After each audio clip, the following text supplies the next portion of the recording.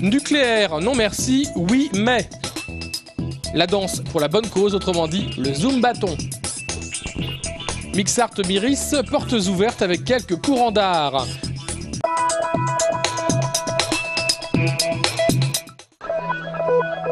Nouvelle mobilisation de l'ensemble des élèves et professeurs pour Kéziban au lycée Françoise de Tournefeuille.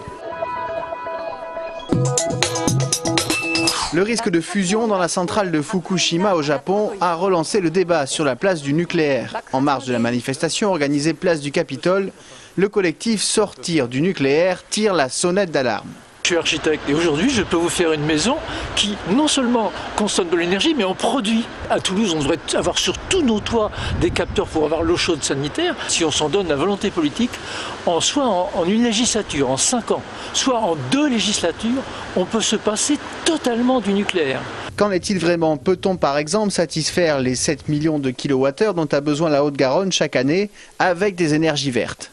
Vous avez la notion de puissance installée, mais vous avez aussi la notion de production. Et la production ne suffirait pas, ne pourrait pas remplacer celle de Golfech, non.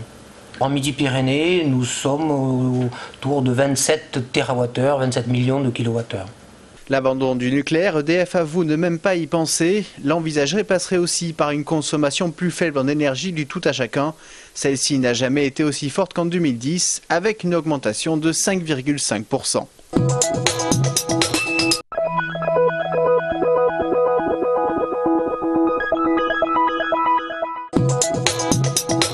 Aujourd'hui, le groupe d'opposition municipale Toulouse Métropole tirait un bilan plus que mitigé sur l'action de la mairie en place à mi-mandat. Stagnation, absence d'audace urbanistique, pas de projet de renouvellement urbain, une ville triste, sale, une cancéropole sans tramway, quid de la cité de la danse à la Grave, bref, une gestion provinciale, je cite, pour ce qui devrait être déjà une grande métropole. Trop de concertation tue l'ambition, ça c'est Marie Desquet qui enfonce le clou, quand René Bouscatel, lui, est plus doux. J'ai l'impression que, alors que je comprenais qu'il y ait une prise de marque dans les premiers temps, je trouve que cette prise de marque dure depuis longtemps et je crains que d'ici la fin du mandat, on n'ait pas vu grand-chose de nouveau. Il y aura quelques réalisations qui avaient encore été, je le dis, initiées par nous, mais peu importe par qui ça a été. C'est pas ça l'important, c'est que ça se réalise. Et je pense qu'on prend un peu de retard, oui. Le groupe Toulouse Métropole, par le biais de l'association Forum, proposera 2 à 3 fois par an des réunions publiques avec chercheurs et spécialistes, sans oublier les citadins toulousains. Bref, à mi-mandat, la nouvelle droite pose ses jalons pour 2014. La mairie répondra aux attaques fin mars. 2 découvertes et une bonne action à l'occasion du Zumbaton organisé à Colomiers. Ce drôle de nom est dérivé de la Zumba, une nouvelle façon de faire du sport débarqué d'outre-Atlantique l'an dernier. Ça vient de Colombie, ça a été une fusion entre la danse latine et l'aérobic, donc dans le but de faire travailler le système cardiovasculaire et de se renforcer musculairement aussi. Le but de cette initiation gratuite, c'est d'amener les participants vers une autre découverte, celle d'une maladie orpheline, le syndrome de Rett. C'est une maladie génétique qui touche principalement les petites filles dans les premiers mois de leur vie et qui provoque un polyhandicap. Donc un désordre neurologique qui engendre un handicap à la fois moteur et mental. Récemment, grâce au Téléthon, une recherche en thérapie génique a démarré. Le Zumbaton lui permis de collecter 700 € au profit de l'association française du syndrome de Rett. Fin de série pour le TFC. Après 4 défaites consécutives, les Violets se sont imposés 1-0 face à Lens au stade Félix Bollaert. Le but est signé Federico Santander, son 4e de la saison. Les hommes d'Alain Casanova sont désormais 10e de la Ligue 1. Le stade toulousain de son côté a pris le dessus sur Brive, 23-22. A noter la belle performance de Frédéric Michalak et l'essai tout en puissance de Sosoni Bouka. Les Rouges et Noirs conservent leur place de leader du top 14 avec 69 points. 15 ans après sa création, le collectif d'artistes Mixart Miris fait office d'incontournable dans le milieu créatif toulousain, mais reste méconnu du grand public. Pour y remédier, l'association multiplie les journées portes ouvertes.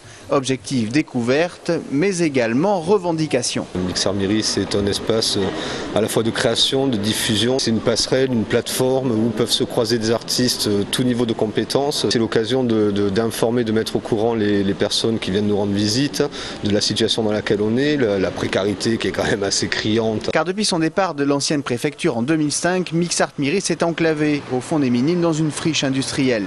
Elle discute avec la municipalité pour un déménagement proche du centre-ville. Reste à savoir ce qu'en pensent les visiteurs. Il faut se bouger, vraiment avoir la motive pour venir jusqu'ici. Et c'est un lieu qui mériterait d'être beaucoup plus mis en valeur. Le plus intéressant ici, c'est la vie de l'artiste. Le visiteur, en fait, il vient juste regarder un bocal. Ça mériterait d'être effectivement plus ouvert au grand public. Voilà. Parce que c'est vrai qu'on a l'impression qu'il n'y a que les initiés ici. Initiés ou pas, tous peuvent découvrir jusqu'au 31 mars le travail de la plasticienne coréenne Aira Yoon Park autour de l'iconographie religieuse. Flash mob vendredi soir place Wilson pour l'annonce de la 3e édition de Tango Postal, festival international de tango argentin qui se déroulera en juillet prochain à Toulouse. Des couples de tangueros se mêlent aux passants comme si de rien n'était.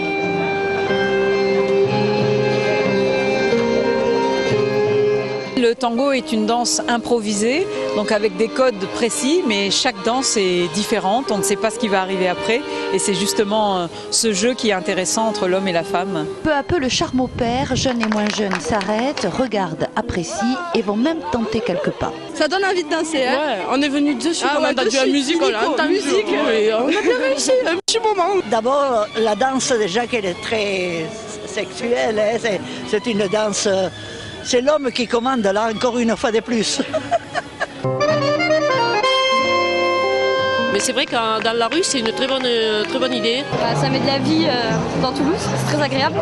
Danseurs, musiciens, écrivains d'Argentine et d'ailleurs se réuniront pour célébrer le tango du 6 au 10 juillet prochain à Toulouse. Kadhafi, Sarkozy ou Marine Le Pen, voilà plus de 40 ans que Charlie Hebdo défrise l'actualité et fait grincer les dents des politiques. À l'occasion de la semaine de la presse, Charb, son directeur de publication et l'un de ses dessinateurs, est venu à la rencontre des lecteurs à la médiathèque Marengo. Au programme, les secrets d'un dessin de presse, l'occasion aussi d'évoquer l'impact d'Internet sur l'information en général et la presse papier en particulier. Et disons que la disparition des journaux, je pense que le pouvoir s'en réjouit et que la dissolution de l'info sur Internet, on en trouve un peu partout, mais il n'y a pas grand monde pour faire le tri là-dedans, quoi. Donc on a envie de continuer à exister en kiosque avec les autres journaux et on a envie que les kiosquiers existent toujours. Internet, c'est pas la vraie indépendance. Comment peut-on être indépendant sans être financièrement indépendant ? Charlie Hebdo est l'un des derniers titres papier autonomes financièrement avec le Canard enchaîné. Ces journalistes en sont les actionnaires, mais avec 40 000 ventes mensuelles, le titre arrive tout juste à l'équilibre financier.